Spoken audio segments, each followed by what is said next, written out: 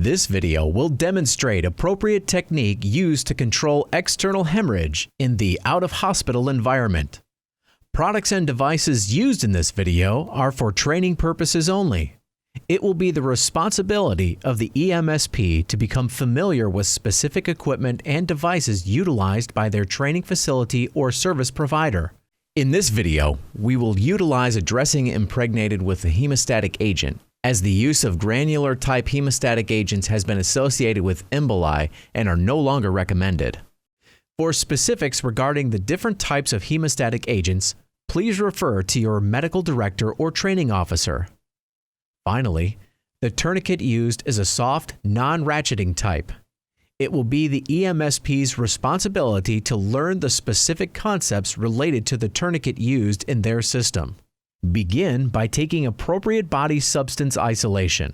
Identify materials needed to control external hemorrhage and bring to patient's side.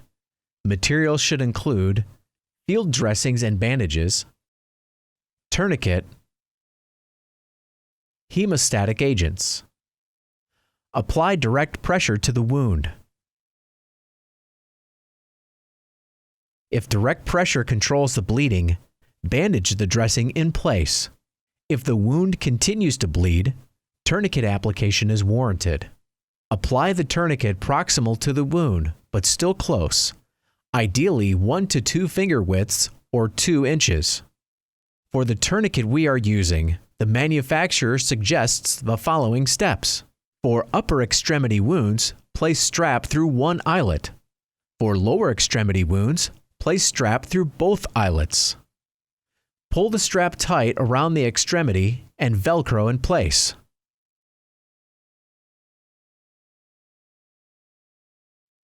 Begin twisting the rod and continue to do so until distal hemorrhage is eliminated and you can no longer feel a distal pulse. Secure the rod under one hook and place Velcro tab in place. Document time. Once bleeding is controlled, begin necessary measure to treat hypoperfusion, to include securing patient to stretcher, administer oxygen, prevent heat loss, provide rapid transport. The next section of the video will deal with hemostatic agent use.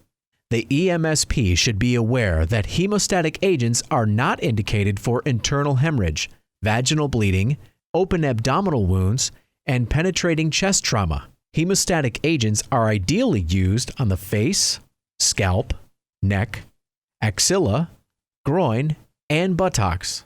Manufacturers produce multiple sized products, so please become familiar with the specific indication for each. The EMSP should also be aware that the hemostatic agent impregnated gauze are the only types recommended for use. Granules are no longer recommended. For further information regarding the use of hemostatic agents, contact your medical director or training office. For wounds that are located in areas not accessible to tourniquet use, or if you choose to place a hemostatic agent after tourniquet placement, begin by selecting the appropriate agent for the specific wound. Apply the hemostatic agent directly to the bleeding vessel. This may require the EMSP to wipe blood away. Pack the hemostatic gauze into the wound completely, filling the injury site. Hold the hemostatic gauze in place until bleeding is controlled. Do not remove the hemostatic gauze. Once bleeding is controlled, apply a bandage to the injury site and continually monitor throughout transport. Initiate steps to treat shock as stated previously.